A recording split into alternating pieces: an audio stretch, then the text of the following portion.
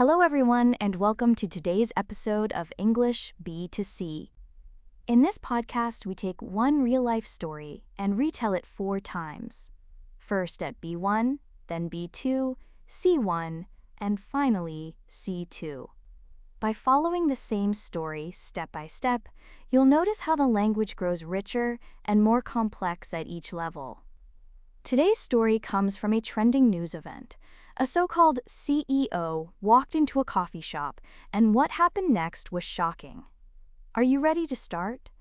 Let's begin with the B1 version. One day, in a coffee shop, some customers were smoking. The staff asked them to stop because smoking was not allowed. In the group, there was a man people called a CEO. He lifted his hand. After that, another man in the group walked to the cashier. He hit the cashier in the face 2 times. The staff fell down.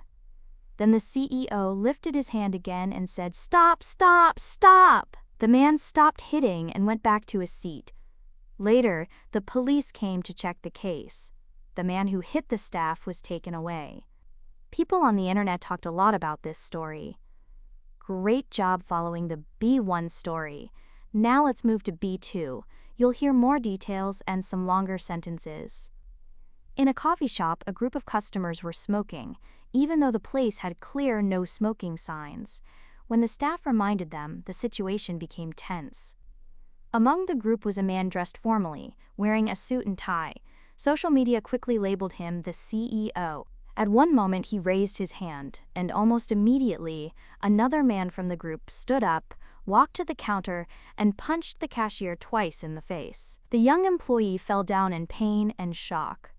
Then the so-called CEO raised his hand a second time, this time shouting clearly, "Stop! Stop! Stop!" Hearing this, the attacker suddenly backed off and returned to his seat.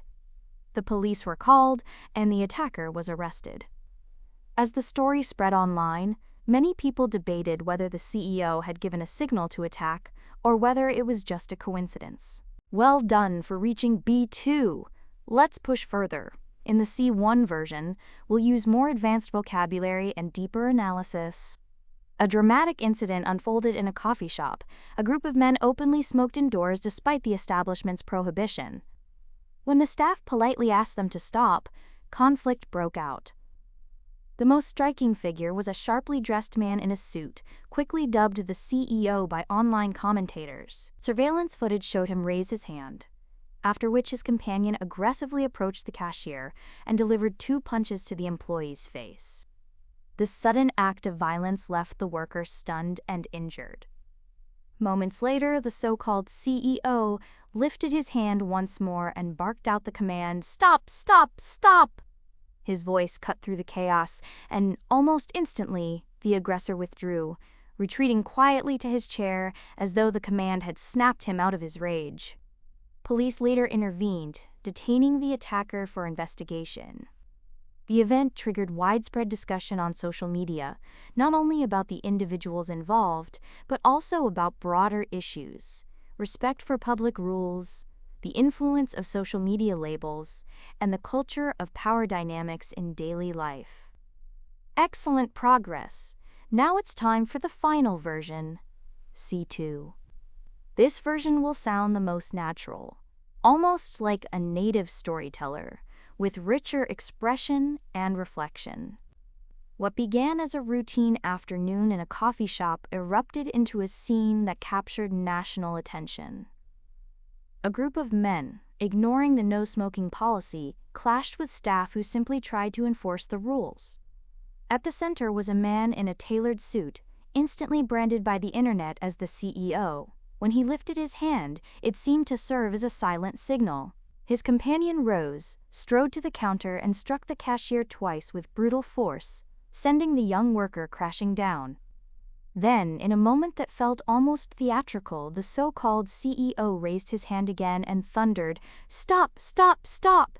The words echoed like a command from a stage. And just like that, the aggressor froze, then sank back into his seat, as if compelled by an invisible authority.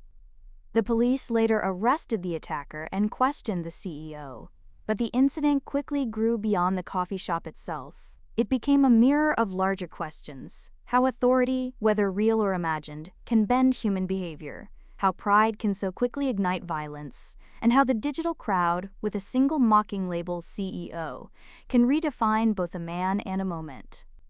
And that brings us to the end of today's episode.